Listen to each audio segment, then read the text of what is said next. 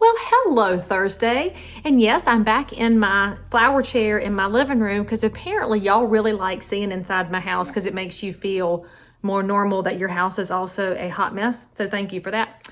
So let's go right into our questions. Just a reminder, if you ever want me to answer something of yours, drop it in my messages or email it or put it here in the commentaries, whatever you want to do. I will keep your names private if you need me to, because I know some of y'all got questions to ask that you don't want your broker to know you're asking. I feel you as a broker. Okay, number one question for today. What are your favorite ways to give back to your community? Y'all know that I am a big proponent of that. It's frankly why I named my firm One Community Real Estate, because realtors are integral to their communities. And too often we act like we're two different things, but when you realize that approximately 1 out of every 206 Americans is a realtor, and if you need to check my math on that, you should know that we have approximately 1.6 million realtors and an estimated U.S. population of 330 million. So indeed, we are everywhere, or as my granddaddy said, you can't swing a dead cat without hitting a realtor, and I guess that's a Southern phrase.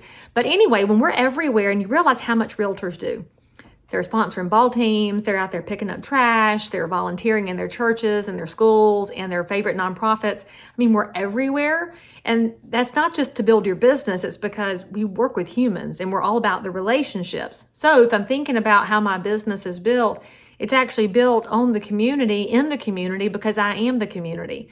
Now, I have the honor and fortune of living in the county where I grew up and where my family has been for a long, long time. So to me, the community is a little more personal. Now, if you're living somewhere where you did not grow up, it doesn't mean you're not dialed in. It just means you got to think thoughtfully about how the community's wired, how small of a town it is, and where you want to find your passions and be dialed in. If you're going to give back to your community, it should be something that matters to you. Now, I know that there are some people out there that will join every organization in an effort to act connected. We know when you're being fake. Do something that matters to you. So my favorite ways to give back have to do with what matters to me as a human. So the first way I give back is through Habitat for Humanity, and it's a direct connection to housing. And Habitat has this beauty of giving a hand up and not a hand out. Our homeowners are some of the coolest people I know in the community, and they put in so many hours building their own house and other people's houses. They're working in the restore. They're taking financial literacy classes. They're doing so much to make sure that they have the foundation in place to be a long-term part of the community. Freaking love everything about Habitat.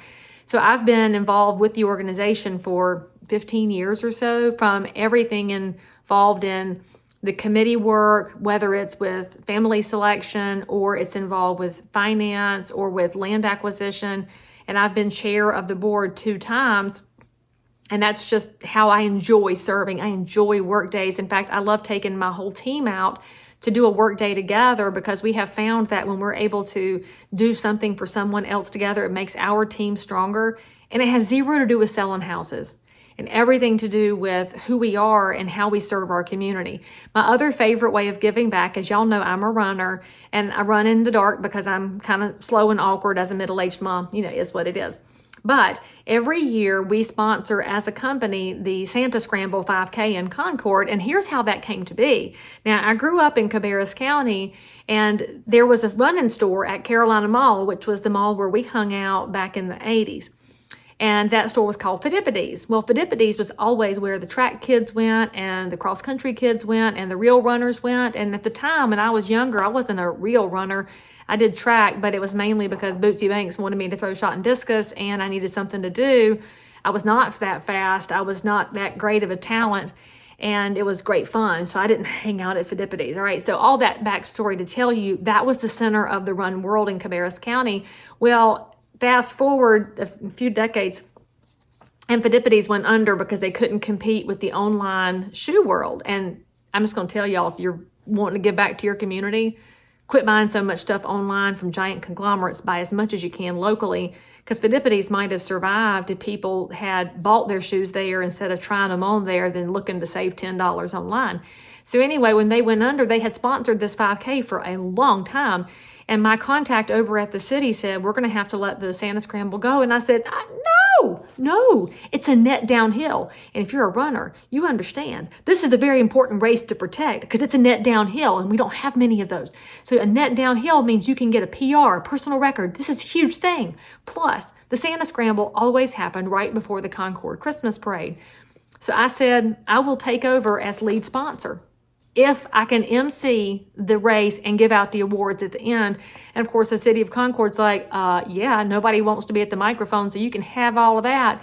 So I took over the sponsorship of the race because I could see how important it was to the community. It was important to the run community. It was important for the town because y'all, everybody's out there ready for the parade and they're cheering for the runners, and it makes people feel good to cheer for somebody else. I think we forget that sometimes. We're so busy wanting people to cheer for us that when you go be somebody else's cheerleader, you get as much or more out of it as they do. So I signed on as lead sponsor. And for the last several years, I'm the one that MCs the race. I get to hand out the awards at the end, and I'd still run it. And I'm just so choked up when I see how many kids, because this is the race in our county that has the most under 12s in the race. And to watch a kid do the 5K for the first time, right? So anyway, that's how I enjoy giving back to the community, because it's doing things that I love to help make other people stronger. It's a really good thing. Your way to give back needs to be your way. So I'll just point that out. One of my other favorite ways to give back actually started several years ago when I bought my building in downtown Concord. I didn't want to pay rent to somebody else, and so I decided to take the plunge and purchase a commercial building. So I called my favorite commercial realtor to have them take me side by side through it, because I am a residential realtor. I did not know enough about commercial at the time. And I'll point out as well, if you don't know enough about something, there's somebody out there that will gladly carry you along with them. So I bought my building and I said, I want to get to know my business neighbors right here in downtown Concord. So I started going out to visit, and I took my teammate Pia with me to help me go make these videos. And the series turned into Downtown with Leigh Brown. And it's not about Leigh Brown. It is about all these other companies. And I have this chance to spotlight other entrepreneurs. We have made the best relationships. We have found the neatest people who are living out their dream of starting a business, and it's all over the place. Freaking love it. It's just a way to elevate somebody else. And this goes back to the same thing as the people cheering along the sidelines for the Santa Scramble. Doing something for somebody else is the most fulfilling thing you can possibly do, especially when you get to see them succeed, because maybe you have one little help in being a boost. Oh, so good. Okay. Next question. Why did you get into real estate, and what were you doing before this? Look, I already answer questions way too long, so you might want to get a sip of something in the immortal words of Bill Gallagher, because I will tell you, my dad got his real estate license in 1978. So at that time, I became the backpack kid. I think all kids of realtors know what that means. You're going to the open houses, you're picking up signs and picking up lock boxes. We didn't really do lock boxes then, though. We had pick up the key in the office time. We had to make copies of keys all the time. We had to, this is where you young people are going to laugh at me. My daddy would take pictures on his 110 camera with a little flash bulb thing on the top, and we'd have to go drop them off at the quick print to get the pictures done so you could stick it in the MLS book. I got to help with all that. I got to help with flyers for listings. I got to help with postcards, calendars, door knocking, all the stuff that we still do today. But as a kid, I got to do it. So fast forward, I didn't want to do real estate, even though my dad was like, you do great in this. Like, not doing real estate. I'm not going to be a realtor kid. We talk about PKs a lot, pastors' kids. We should be talking about RK, realtors' kids, because I know a lot of y'all, and you could probably reply back in the comments, you're a kid of a realtor too. You didn't want to do this either. And Shazam, you landed here anyway. So after college, I didn't really know what to do with myself. And I managed the bar where I had been bartending to pay for school. And then I landed as a stockbroker. I was hired by one of my regulars at the bar to become a stockbroker, lived in Manhattan. Yeah, you know how that went.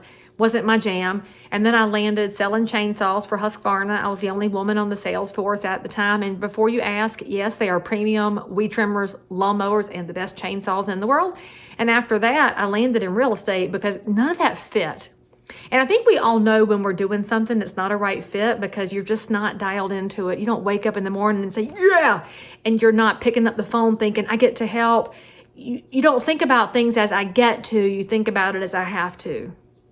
I didn't want to live an I have to life. I wanted to live an I get to life. But when you've done 3 different careers and you're still single and in your 20s and you just don't know where you belong, sometimes you listen to your dad. And so I moved back to North Carolina from Texas where I was living, and I went ahead and got into real estate. And in fact, one of the things that I'm really glad for is that my dad pushed me to get my license before I ever left the corporate world. He said, go at night and go ahead and get it just in case.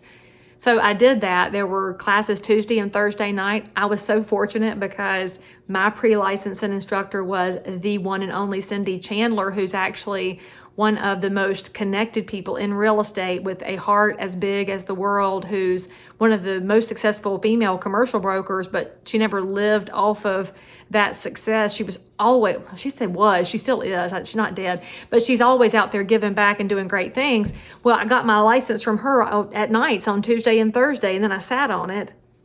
And then when I finally gave up on the corporate world, I had it available. So I came back and I joined my dad, and I didn't want to do it. But I was like, what else am I going to do? But it didn't take but just a hot minute to realize this is where I belonged. And one thing I'll tell you is that I'm not the only one like this. A lot of people get into real estate because they don't know what else to do. They don't really fit anywhere. Everything else feels like a have to. And then you land in real estate and you find out that it's wildly rewarding. You get to serve people. You get paid at the end of it sometimes. And it feels so different than any other professional world. And in fact, one of the things that I was able to bring to the table, I was very young when I got into real estate, and I'm more organized than my dad, who lives in a series of piles, and even retired, he lives in a series of piles. And I walked in and said, I don't live in piles very well. So I helped get his business organized and systematized before I got very excellent with clients, because sometimes you lean in one skill first and then you lean into another one. And that's one of the beauties of real estate, y'all. Okay, let's see. Oh, and before you ask, Leigh Brown, how do chainsaws connect to real estate? It's all about the relationship. So chainsaws are relationship selling like anything else. I had to develop relationships with my dealers just as I develop relationships with my clients now.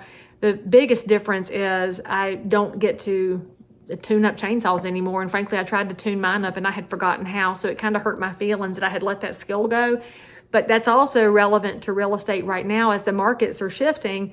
There's a lot of realtors that are trying to get their muscles rebuilt for how long you may have to nurture a listing before it sells, and what you may have to say in terms of pricing that's moving all over as the economy moves. We have to rebuild the skills that we used many years ago. And that's really no different, but I don't need to go relearn how to tack a chainsaw. Frankly, I get somebody to do that for me up at the Napa store in Mount Pleasant. All right, next question. Hey, Leigh Brown, I'm trying to expand my knowledge and wondering what are some of your favorite conferences and continuing education resources for realtors? All right, full disclosure, I'm an education junkie. I will go to just about any class, any event, and I will sit there with my notebook and take notes. Then, because I am like a lot of other realtors, I bring all those notes back and they go into my conference folder on my desk where they sit. And that's probably worth a lot of money at this point. 22 years worth of going to conferences and conventions, and all those ideas are on these pages, and they don't really go out of date, honestly, except for the early social media days. Now you have to relearn some of your algorithms. But anyway, I could go to a real estate related event every week. They are all over the place, but then you don't have time to sell and you'll go broke. And you really, once you get these ideas, you have to invest some time in implementation. The number one favorite, if you're looking to be a bigger producer, if you want to sell more houses, if you want to list more houses, if you want to learn from the people doing that, you're going to go to the event called Celebration, like SELL-abration. And that is put on by the Residential Real Estate Council. Those of us that have the CRS designation, that's that event. It is classes that are taught by producers. It is up to the moment topics as far as what's happening in the marketplace. You will also get to network with other people that want to sell more houses and they want to be higher level producers. And this goes into that space of you play better golf with better golfers. So you spend time with the people that are doing what you want to do and you get to know them. Now, when I came up through real estate, the very first event I ever went to, literally 1 month after I became a realtor, was a Star Power conference, which was a brainchild of a now long gone and never forgotten instructor named Howard Brinton. And that's where the top producers were sharing their best ideas. And actually Howard helped create CRS. There's a lot of overplay there. But Star Power is coming back right now. The program, the event has been purchased and is relaunching. So go check that out. You can learn from some really great people. And I'm not going to lie to y'all, I legit had a googly, oh my gosh, realtor crush moment last week. I got to meet two of the best realtors I've ever even heard of, learned from, or known, Lillian Montalto and Bob Bolin. I mean, these are people who were doing so many transactions in a highly professional way. Like, they've done it forever and before there was any social media, so you might not even know their names, but I met them and I literally was like, serious fan moment. And I met them, of course, learning from them through the Star Power Network.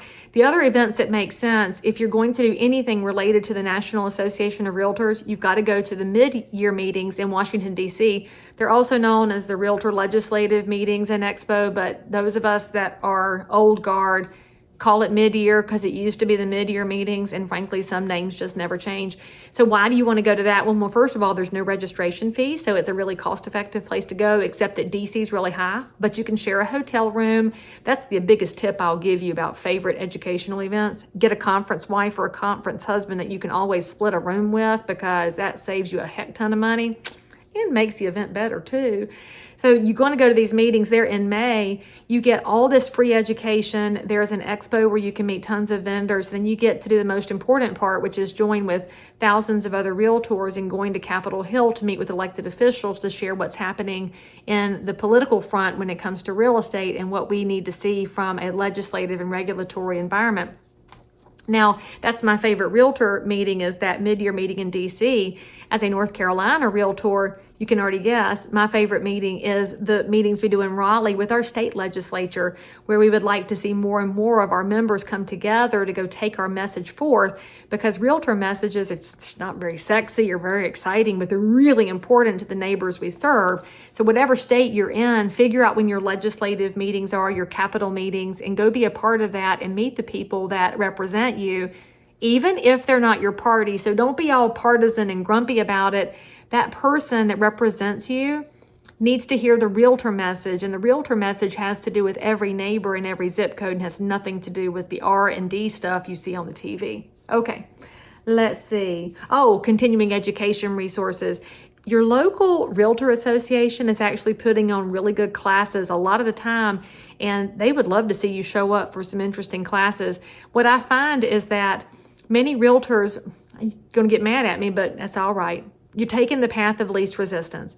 You're logging on to some Zoom class and it doesn't mean anything to you, and you're just letting the clock run out. Y'all, every class you take, even if it's the driest material taught by the most boring person on the planet, has something you can take away. There's something that your buyers and sellers need to hear, whether it's changes in the market, whether it's updates on the regulatory front that have to do with disclosures or environmental things or what have you, that can be given back to the people you serve.